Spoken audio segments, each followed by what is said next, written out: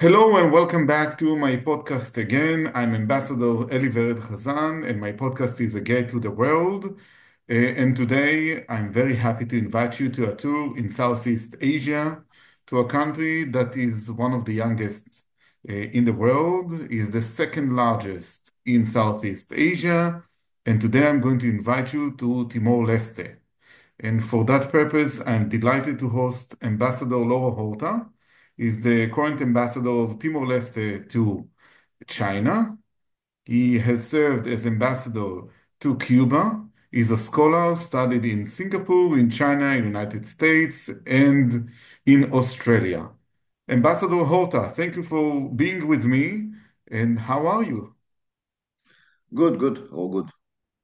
You know, I've heard about Timor-Leste during your independence year. I remember the genocide or the persecutions of the Indonesians in the in the mid of 1990s, and I remember your declaration in 2002, Declarations of Independence. And what I would like to do is to expose my viewers, listeners, subscribers to Timor-Leste. So, who are you, or where you come from? Mhm. Okay, well, Timor-Leste is in Timor-Leste, also better known in the English language as East Timor. So we are located in Southeast Asia, border with Indonesia, and about 45 minutes flight from northern Australia, from Darwin. Timor was a Portuguese colony for about 400 years. We were colonized by the Portuguese. So we were colonized by Portugal from the early 16th century until 1975, when Portugal withdrew, and then our large neighbor Indonesia invaded Timor-Leste, and we were occupied from 1975 until 1999. Then there was, after a lot of international pressure, after we struggled for 24 years for our independence in the mountains in our country, but also in the UN and other international forum. And in 1999, when Indonesia was under a severe economic crisis, they ended up giving into international pressure and accepted the referendum sponsored by the UN. The referendum was on the 30th of August, 1999, and about 79% of the population voted to separate from Indonesia. So from 99 to 2002, there was a UN administration to assist with the transition to democracy and independence. On May 20, 2002, our independence was restored and recognized by the entire international community. So this is sort of a resume of our history. Because we were a Portuguese colony for 400 years, almost 500 years. Our population is 1,400,000, 1,400,000 people. 98% of our population is Catholic. Uh, our main sources of income, about 80% of our GDP, our gross domestic product, comes from oil and gas. Okay. And let me speak about the Timorese. Are you Portuguese? Are you Asians? What are you? I mean, Hmm. if you have to describe your identity, I think Timor. Okay, so geographically, we are clearly in Southeast Asia. let me Uh, let me just emphasize that you are about to access ASEAN in the coming year. yes, yes.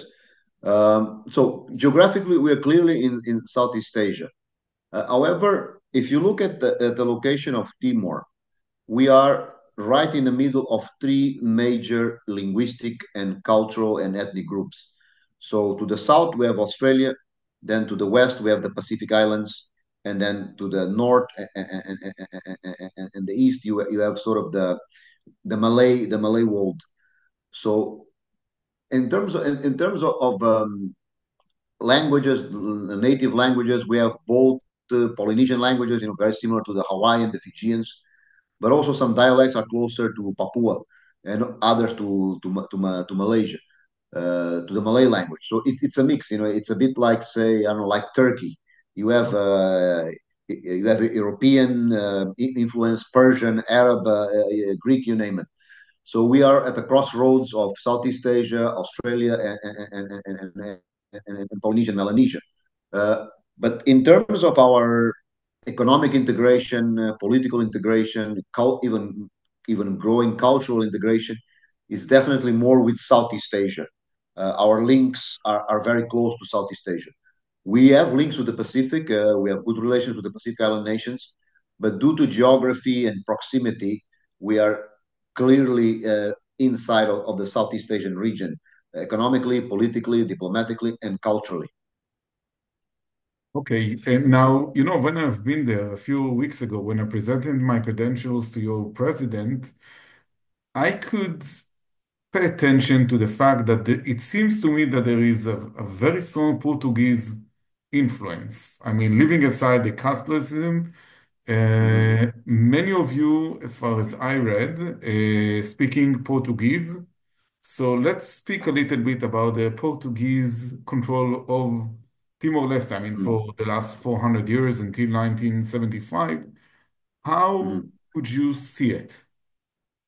Actually, the Portuguese presence in Timor during the almost 500 years was very small. I mean, because Timor was the furthest colony that Portugal had. If you look at other Portuguese colonies like Angola, like Mozambique, in Angola before independence in 1975, there were about 1 million Portuguese living there, Portuguese settlers mostly. Mozambique, 500,000. Timor, because it was very far away, there were very few Portuguese living there. Um, but the Portuguese presence did left some very strong marks. For example, the borders. But the ironic part was, you see, when the Portuguese left in 1975, for example, only 5% of the population spoke Portuguese. When they left in 1975, nearly after 500 years of presence, only 30% of the population was Catholic. But when the Indonesians invaded, because the invasion, unfortunately, was very brutal. At the time, Indonesia was under military dictatorship. It's not Indonesia today that is a democracy. At the time, Indonesia was under a military dictatorship that committed atrocities in their own country. So when the Indonesians invaded, we had a population of about 1 million people. And the more conservative estimates talk about 100,000 people killed. Some even mention about 200,000. But let's go for the lowest one. 100,000 people killed. So there was like 10% of the population was killed. So that Indonesian brutality led to many people reaffirming their identity. So when the Portuguese left, only 30% were Catholic. But after the end of Indonesian occupation, 98% were Catholic because the Indonesians were mostly Muslims. So people converted in mass, if you will, as a form of being different, as a form of resistance. Even Portuguese, actually, when the Portuguese left, as I mentioned, only 5% spoke Portuguese. Today, more than 30% speak Portuguese. We did more in 20 years of independence to promote the Portuguese language than Portugal did in almost 500 years. And the reason was Portuguese and Catholicism became symbols of national identity, symbols of resistance. Uh, and after independence, of course, Portugal has been, despite being a small country in Europe, they have been very supportive of Timor in the area of education. During our struggle for independence, especially in the last 10 years, 15 years, they were very active at supporting Timor. So, because of these reasons, the Portuguese culture is still very strong in Timor. And also, the current generation of historical leaders, like our prime minister, our president, many of our ministers, they were educated during the Portuguese days. So they're still strongly influenced by the Portuguese culture. So I think because if you look, for example, the Philippines was a Spanish colony, but the Spanish left 127 years ago. The Portuguese only left in 1975, and since our independence in 2002, they have re-engaged very actively in Timor. So the Portuguese presence is still very strong in the language, in the culture, in the food. And if I would ask you Mhm. how to describe the Timor-Leste identity today, what would be the ingredients of the identity today in your point of view? Well, definitely Catholicism and Christianity form a very strong part of our identity. Our Tetum language, which is the most widely spoken local language, which has a lot of Portuguese words. It's more like it's more like a Creole, with Yeah. many maybe 30-40% of the words in Portuguese and others in Polynesian language and Malay language. So Tetum has become, because we have 33 languages, native languages in Timor, but Tetum is the most widely spoken one. And even Tetum was spread by the Portuguese because the Portuguese missionaries used Tetum as the language to evangelize the evangelization of the native people. So Catholicism, the Tetum language is definitely a very strong part of our identity. Uh, our political system, I mean, is a democratic system. In Full Timor, democracy. is a full democracy. According to Freedom House, we have the most free media in Southeast Asia, sorry, in Asia. I mean, we have zero political violence. Never a politician has been killed because of his political views, or a journalist thrown in jail. Sometimes our democracy can be very messy, but you see, it's very difficult for Timor to ever become a dictatorship because we are so independent minded and undisciplined that I don't think anybody can impose anything. Okay, let's jump on time, as we call it. Since 1975 until 1999, you've been under occupation of Indonesia. When we spoke about the genocide, you said between 100,000 to 200,000 people who are getting killed. By the way, when I've been to Timor-Leste, I think everyone that I met has a relative that either killed or disappeared.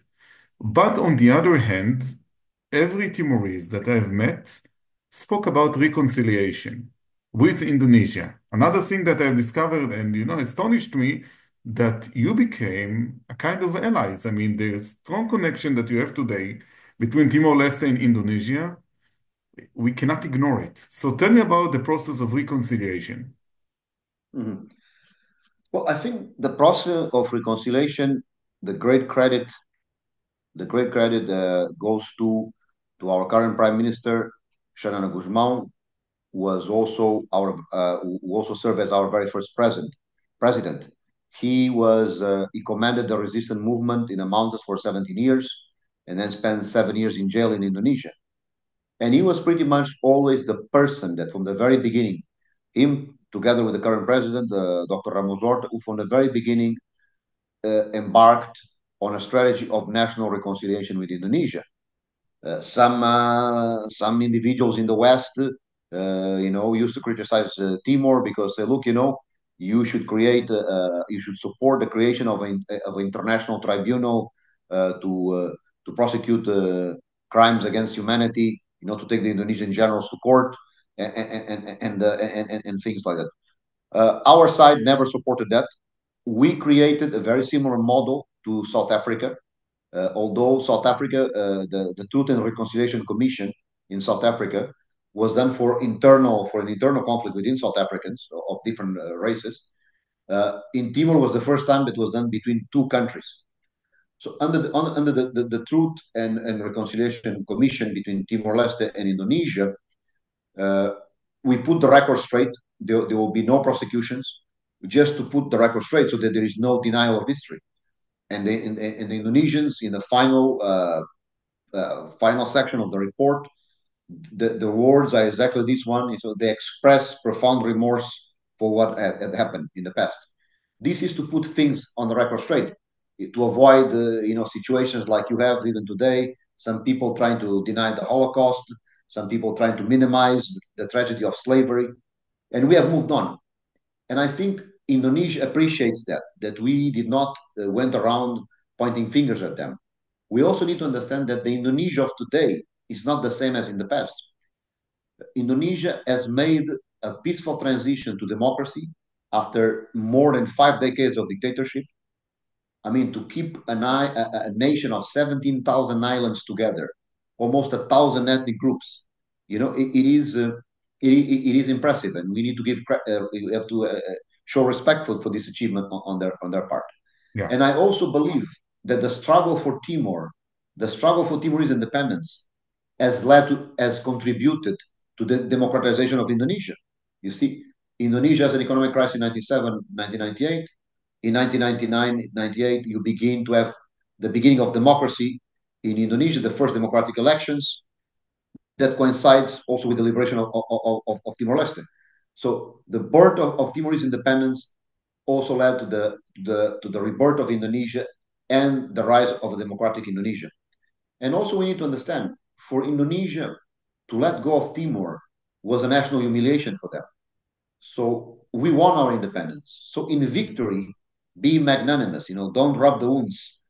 And indeed, Indonesia, since we have become independent, Indonesia has behaved in a respectful and brotherly manner towards Timor. They've been our strong supporter for us joining ASEAN. They never interfere in our internal affairs. I think we're a good example of reconciliation. So many other countries around the world, here in Asia and elsewhere, after centuries, they still are not able to even have diplomatic relations. Yeah, I see it. Okay, let's speak a little bit about economy. You said that most of the revenues of the state comes from the gas and oil. If you had to characterize the Timor-Leste economy, how would you do it?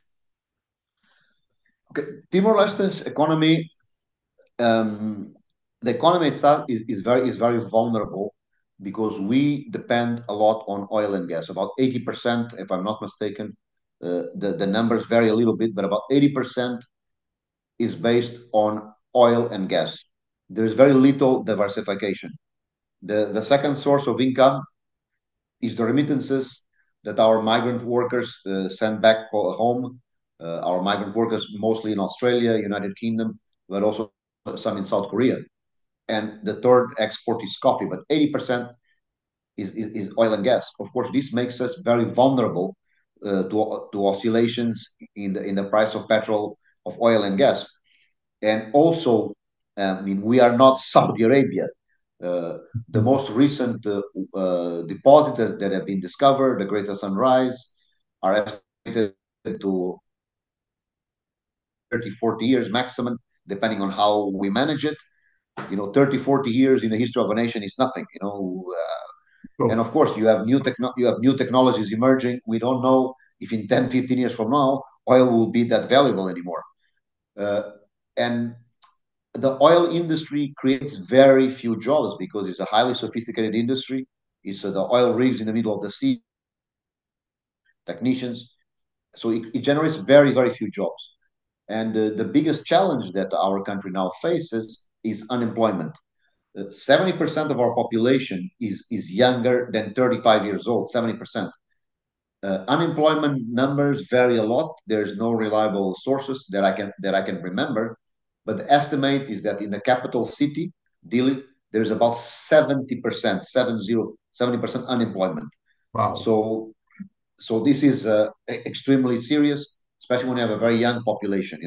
You have a potential for problems in the future if you don't address this issue.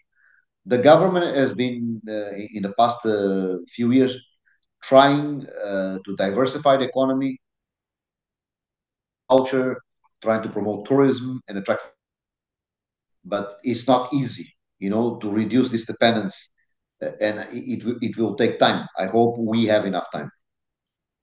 Okay. One last question is about your vision to Timor-Leste. As a Mhm. youngster scholar who have seen many things, if I would like to ask you, what is the model? Because in one of your lectures in Singapore, you told me that Singapore is not a model for Timor-Leste. What Mhm. is the vision and what is the model, if you have? Well, in my personal opinion, I mean, I many years ago, some people used to say, "Oh, well, in Timor, we are going to become like in Singapore." And sometimes I come across as being very, very, very cynical. Maybe has to do with the fact that a lot of my education was in U.S. military schools, and I like to see the world for what it is and not dream. I'm very pragmatic. I Realistic. think in that I think in that sense, I'm very similar to the Israelis.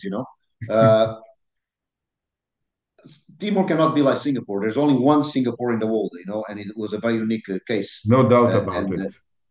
Our culture is totally different. Our realities are different, and we don't have to be like Singapore.